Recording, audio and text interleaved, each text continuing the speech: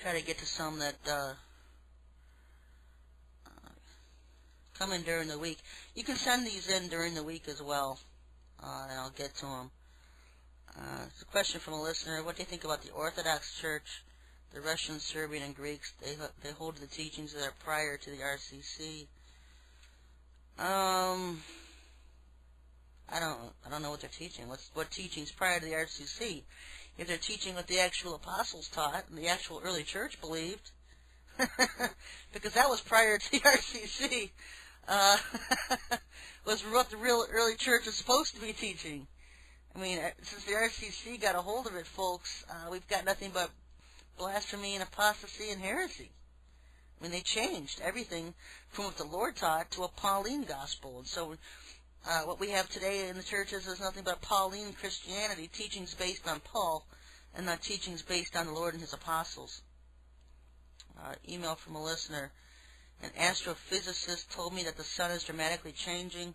The hydrogen layer is burning out, and the helium layer is now starting to burn.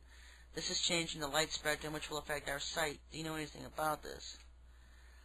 I know that if we lost our ozone layer, everybody would go blind. And there'd really be no place to hide. I know our sun's change. The sunbursts, a lot of the things that they're hiding, that NASA's hiding from people, is the fact that the sunbursts. How does that go? Because I'm not a real techie here. We're getting a lot of sunbursts from the sun that are reactions from the Earth itself, I think it is. There's something going on with our inner Earth, folks, that is causing everything on the outside of us to freak out. Because everybody keeps looking up. And I know, dealing with this New World Order stuff long enough, that black is white, white is black, up is down, down is up. And so they do everything in opposites. And so if they're talking about global warming, then what's really happening is the Earth is warming up from inside the Earth itself. This is something the Lord told me too. Wish I could remember his exact words. There's something going on with the inner Earth itself is getting hot. The temperature is raising in our inner Earth. And so it's affecting our atmosphere.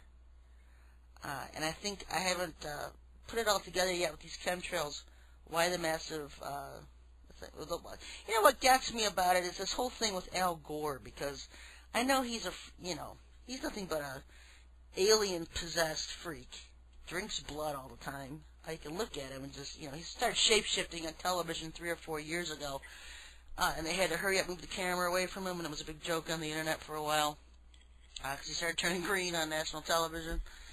And of course, anybody that had video and pictures, they hacked him out of their computers. And trust me, I know the end of that one. If they want something out of your computer, they'll just go right in and take it. I've had pictures disappear off my hard drive from the government.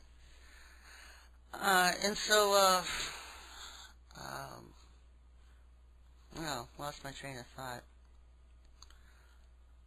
But yeah, there's something going on with the inner Earth itself. That was a question that's brought in during the week. Trying to go through some of these. I heard mankind lived in the 5th dimension. That's how we have 5 fingers and 5 toes on each leg and arm. Can you explain this to me when you know about dimensions and their differences? No, we don't live in the 5th dimension. Mankind lives in the 3rd dimension. The demonic realm is the 4th dimension, and the angelic realm is the 5th dimension. Now, this 5th dimension is one that Satan has manipulated. I'll get into that a little bit. The 5th dimension is the one where you die and you go to heaven, and you see the white light, and you see a bridge, or you get to meet some dead loved ones, and this is the 5th dimension playground, because all of this is a facade, and it's where Sananda gets to play Jesus in near-death experiences. And I'll tell you what, I've had people that have had near-death experiences that if you tell them that they saw Sananda, they'll come at you with a shovel. They don't want to hear it. They want to believe that they really saw Jesus and really talked to Jesus. And yet, what does Yeshua say in the Bible? It says, no man has seen me. It says, any man who says he's seen me is a liar. what they've seen is Sananda playing Jesus in near-death experiences. And they have this whole charade. I wrote a whole article on it, The Venus Alien Trap. That's the name of it. You can read it at SherryTalkRadio.com or thewatcherfiles.com or even at SherryTalkRadio. Go to my articles. Read about the Venus Alien Trap, because they use Venus as part of their playground to mimic heaven. And also probably different places of underneath the earth where they could take people to or whatever, and have a whole area that's mimicked as heaven. And so this is the fifth dimension. And what they want to do, if you listen to these New Age ascended master freaks, and I don't recommend listening to them, but you know, I listen to some things they do just to stay up on top of what kind of garbage they're spewing out.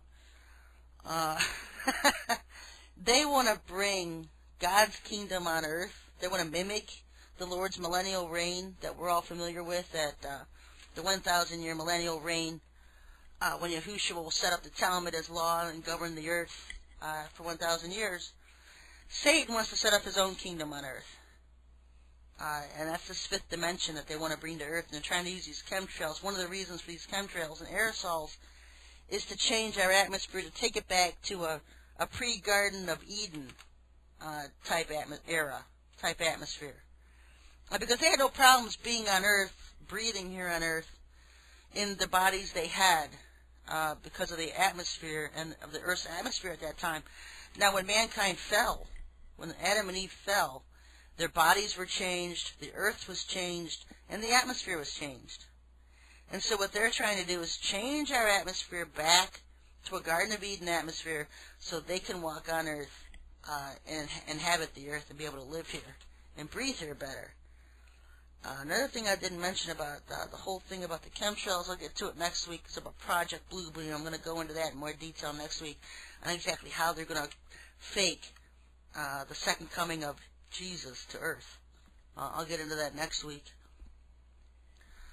Question from a listener: what are ghosts? Is it possible to be stuck between this world and the afterlife? You know, I never thought that was possible, probably until last year. Because the churches don't just say, oh, they're demons, and it's just familiar spirits, and churches always have an answer for everything they don't want to explain that they can't explain. I do believe they can get stuck between dimensions. Yeah, I do believe that. And that just means that you're not in heaven and you're not in hell, because there's different various areas of hell. When we think of hell, we think of the view we've always been given by our churches, and that it's just in the center of the earth, it's abyss, it's hot, it's miserable, and the burning, and that's very true. But there's other different aspects of hell. There's other different places of hell that souls can end up in, not necessarily just that one pit. I mean, they can't get out. But there's different areas, different various places between earth and hell and heaven, in different dimensions. So yeah, I do believe that they can get caught up. Ghosts, I used to just think were familiar spirits, but I do believe that, and familiar spirits are the ones who always play Sylvia Browne to a T. I mean, they play her like a harp. Oh, I see your dead loved one. These are just familiar spirits. But as far as these ghosts go, I've seen them with my own eyes. It seems like every place I've lived, there's been ghosts in there I've had to chase out. And so